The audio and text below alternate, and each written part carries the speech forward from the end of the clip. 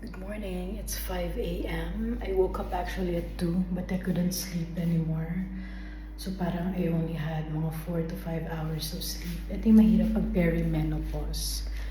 I'm taking my meds naman and supplements, but for some reason, siguro dahil pa iba-iba rin yung circadian clock ko, nahihirapan yung body kong mag-adjust pa ulit.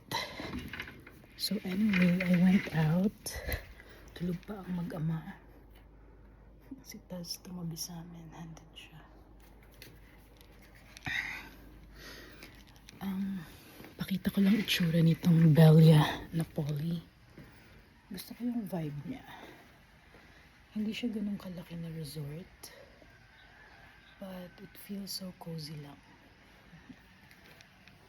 Anyway, I might just meditate, make my tea or coffee, and then I'm gonna start working na. Because for sure, aantokin ako ng maaga. So at least by then, tapos na lahat ng work and then I can enjoy the rest of the day. Good morning.